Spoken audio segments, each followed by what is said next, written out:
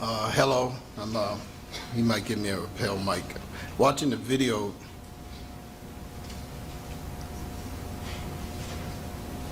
brought back a lot of emotions from that day. I didn't think I was going to really get choked up here.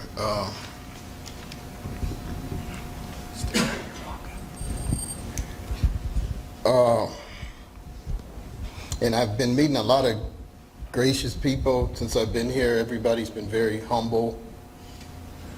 And I honestly can say I love all of you because I love all the people of God. And I do know that you all are the people of God or you wouldn't be here. But I feel kind of silly. I said that's Jill's fault. She made such a good video that, everybody's calling me a rock star. But I am humbled and honored and pleased because being here has allowed me to see that my labor was not in vain. I want to thank Bill Atkin for inviting me here. I met him in Michigan for the first time, and like most of the members of the LDS, including Elder Dalen Oaks, who I had a chance to meet in New York when he was giving that speech, have been very gracious and very humble to me. I was telling somebody at dinner last night, when you hang around with LDS people, when it comes to being humble, it's a race to the bottom. Because, it's hard. It's hard. I want to thank Jill Johnson for telling my story. That's probably, I think, the most important thing that anybody in video production or media can do is tell another person's story. And as a lawyer, that's something I'm familiar with. Is that are we going to be able to tell our client's story? I also want to thank John Phillips and his wife Jan. I've had a chance to be with John, and John has a beautiful heart. And I thank God for that, and him and his wife have been very gracious to me. I was told that I should talk about how the average person can do that or can have similar results. So I think a lot of people are going to be upset with me when I say not anyone can do that. But you can do it. And the reason I say not anyone can do that is because looking back on my life as I was coming here to give this speech, it was very apparent to me that all the things that happened to me up until this point in my life were not happenstance or serendipity. In middle school, I was the salutatorian. I was tested into the top high school in the city of Detroit. After high school, I went into the Army, where I served in the Judge Advocate General's Corps as a legal specialist. And during that time, I was sent over to Heidelberg, Germany, where I worked at command for a general. And I didn't know it at the time, but I had been handpicked out of legal specialist school to take over that post, doing something called foreign criminal jurisdiction. While I was there, the general wanted to send me to West Point. Afterward, they were going to send me to an Ivy League college. I didn't accept it because I was engaged at the time to the lady that would later become my wife, and you couldn't get married in West Point. So I would have had to do 2 years at prep school, 4 years at West Point, and I just felt I had made a commitment to her, so I didn't take advantage of that. Coming out of the Army, I was accepted into Michigan State University, but not just Michigan State, into Michigan State's James Madison College, which is a resident college at Michigan State. So you got to apply to Michigan State, then you got to apply to James Madison. Following college, I went to law school at Wayne State University, and at Wayne State University I took part in the student trial advocacy program, and I was trained in evidence by federal Judge Gerald Rosen, which has served me a lot to this day. Gerald Rosen taught me one thing about evidence. He said it all goes to reliability. And if you're in law school now, if you can remember that one thing, everything else in evidence makes sense. It's with regards to what we are trying to introduce, is it reliable? After law school, I wound up going into my own practice and doing my own work. For several reasons, I've never worked for a firm. I've been solo practice probably now for about 11 years. During law school, I did have an opportunity to clerk for the Honorable Denise Langford Morris, a circuit court judge in Oakland County, Michigan. The reason I'm saying all of this, though, is because I don't want to get the impression that you can just wake up one morning and you can do things that are above your head. You have to be in a position where all of your life you're preparing yourself for that opportunity, so that when the opportunity comes, you can be successful. And all my life, I thought I was preparing myself for maybe some great corporate work, maybe making a lot of money. And I was going to see if this was in the video, and I don't think it made it into the video. But God told me at one point, and you can believe me if you want to, you do not have to believe me. He said, you're going to have a case go to the highest court in the land. And when I was praying and he told me that, I said, well, Lord, if that's true, I said, as to what kind of case I want it to be, I said, I don't want it to be a civil rights case. I said, there's a lot of that. I don't want it to be a criminal case. I said, but Lord, let it be a case that helps your people. I didn't know how it was going to get there. And a lot of times I thought it had passed me by. I wasn't with a big firm. I wasn't working for the government. So that was just not going to happen. And today when people say, well, how did you take on such a momentous case by yourself? It wasn't momentous when I took it.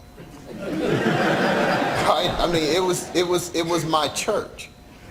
You know, my church was being sued. The first thing I got of it was a call or an email saying, we've got you. And this is true. We got you by the balls. This guy told me, attorney named Jim Roach. He said, you're going to give us everything we want. I said, well, what's going on, Jim? I don't know anything about this. I'm not going to talk to you about that. This is what we want. So the first thing I do, and I'll teach you to, not teach you, but I'd admonish you to do this if you're a law student, is I looked up Jim Roach. Okay? That's just kind of my military background. I like to get intelligence on people. Come to find out, Jim Roach was actually an expert in defending Title VII cases. But now he was on the plaintiff's side. So I started reading all of Jim Roach's stuff, because I wanted to see, okay, well, if you're the expert, I'm going to see how you would defend this case. But with regards to what I was saying as far as not anybody can do this, I also believe that God sets aside men and women for his work. Abram became Abraham. Moses had Aaron and Joshua. Joseph was sent into the land of Egypt so that he could deliver his people. Paul was trained under Gamaliel so that he could go out and spread the gospel throughout the world. And my favorite of all is Esther.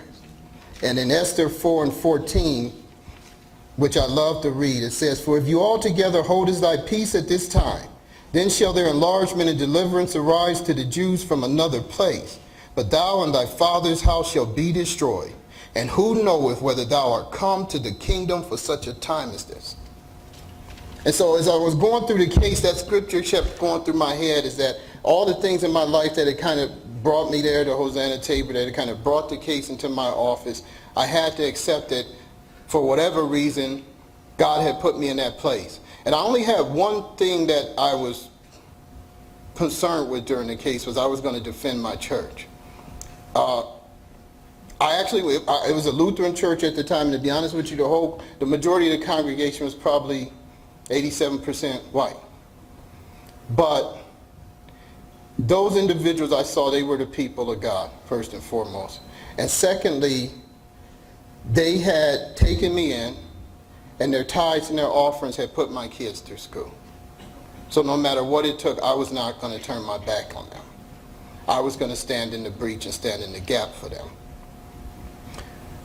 The other thing I want to say is that, and I said this, that you are prepared to do whatever it is the Lord has for you to do in this field or in any other field. And that goes to what Matt Richards was telling us yesterday when he said it goes to your core identity.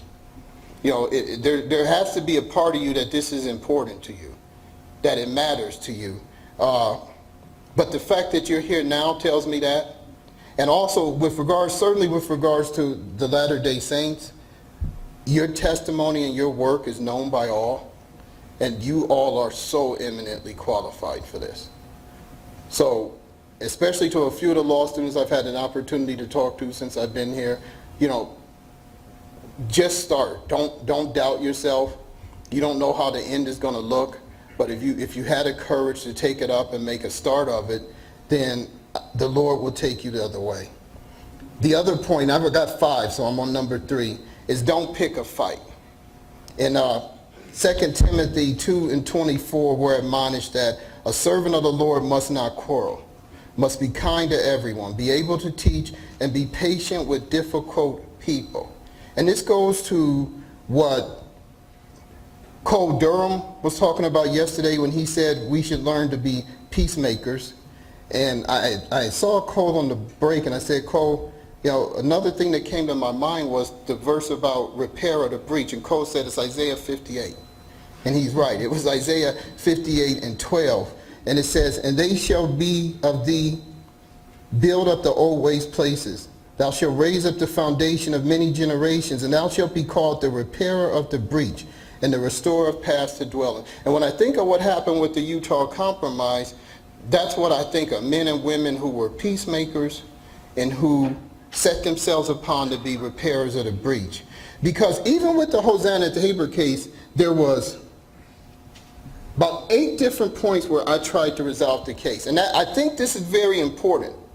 Because if you go into a case thinking, oh, I've got to set a precedent, you may set a precedent, but it may be a harmful precedent.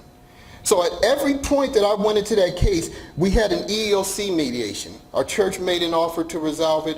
Her attorney rejected. Then before the EEOC actually sued us, they were supposed to offer us what's called an offer in compromise. We never got it. So I contacted the EEOC in Washington and said, look, we never got this. Can you give us one and let us review it?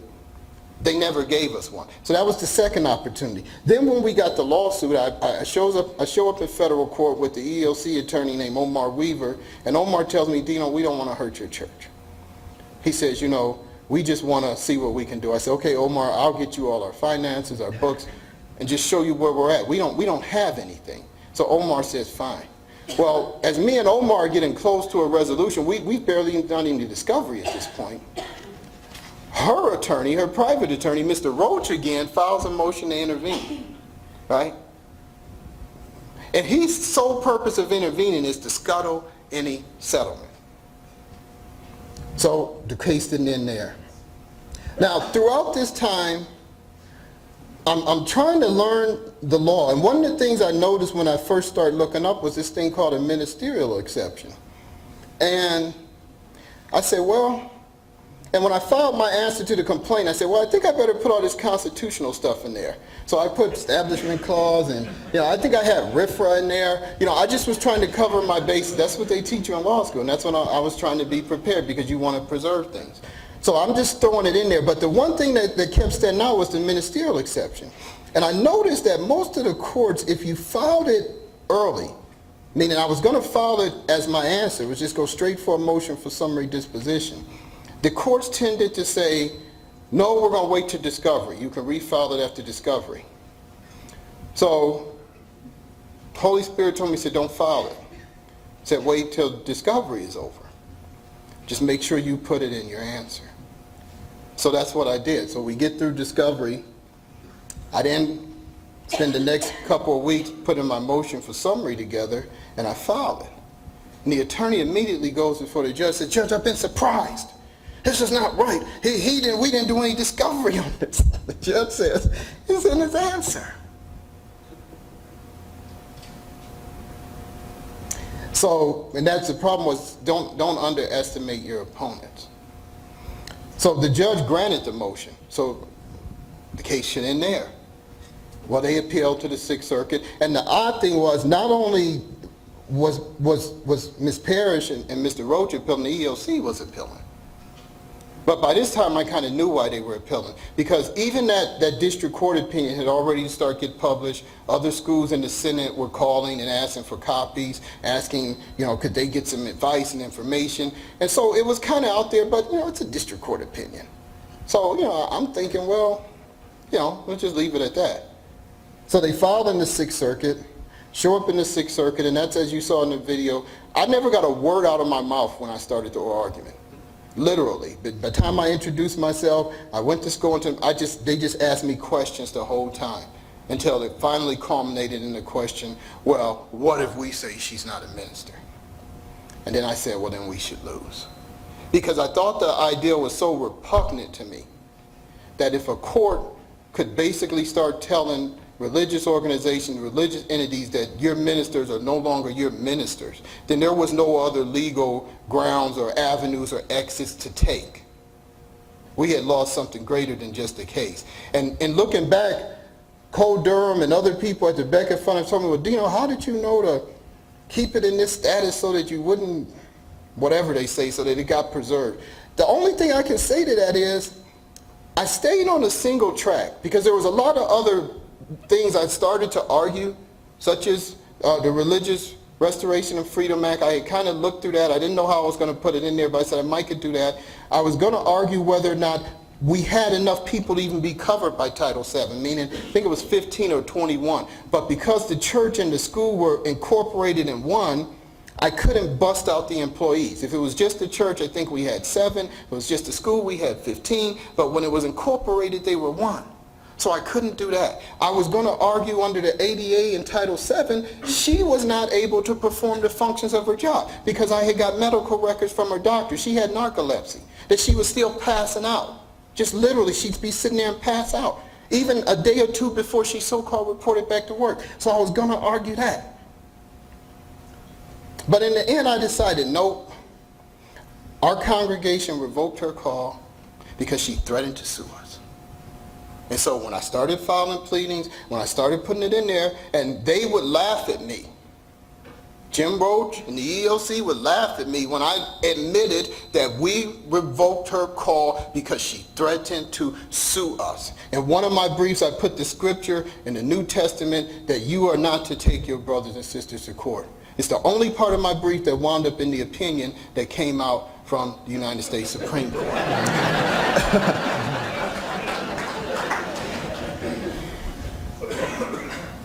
The other thing I'd like to say is, this is number 4, be prepared to stand alone. And I think that's pretty evident from what Professor Munson showed us yesterday with regards to cultural trends. But no, you are not alone. So be prepared to stand alone, but know you are not alone. And there's a verse in 2 Kings 2:16. It says, fear not, for they that be with us are more than they that be with them. And I've had a chance to tell a few people since I've been here, if I had known about the Beckett Fund, J. Reuben Law Clerk Society, and a lot of individuals I know, I probably would have called somebody. I had nobody to mentor me. I probably would have called someone and said, you know, how should I brief this? How should I do this? And I probably would have won the case very early, and it would have never made it to the Supreme Court. So I don't know whether that was God's plan or not. That's just the way it worked out. But when I say be prepared to stand alone, one of the things I noticed about the cultural trends that Professor Munson put up was that this wide gap of the nuns. Yet in that same statistic, he indicated that, well, they have a belief, but they're not religious. And one of the things I thought about was when Bill Atkin, I think, gave us the presentation from Elder Maxwell that talked about the religion of irreligion. And so I'm here to tell you there's more at work here. What would you do with a cup, or what must you do with a cup before you can fill it up? Empty it. So there's a mass of empty cups out there that are called the nuns. And when Elder Maxwell talks about this common religion of irreligion, that is what we have to fight for, because at some point those cups are going to have to be filled again. I think it's what Professor Munson talked about, the next wave. And that's where all of the people that have been admonishing you here over the week to go out, to keep fighting, to keep doing the work, is they're telling you to be prepared for that. That's coming. Because I do believe that these individuals cannot just remain as nuns. And so, but I do say be prepared to stand alone, because that's just the context that we find ourselves in right now. And then finally, the thing I would leave you with is I would encourage you to be patient, to be encouraged, and to be of good cheer. Because God will give you victories along the way, and he will give you hope.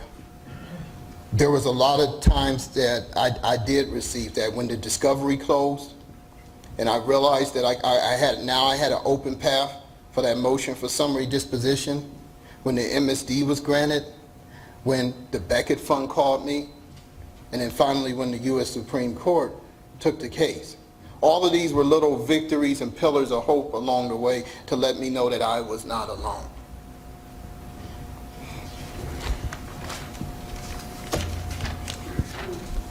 The last thing I want to leave you with is just a couple of scriptures. The first is in Hebrews 12:1. Wherefore, seeing we also are compassed about with so great a cloud of witnesses, let us lay aside every weight and the sin which doth so easily beset us, and let us run with patience the race that is set before us.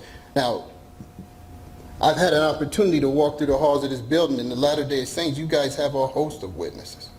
And I really love the way you commemorate and remember them and their words.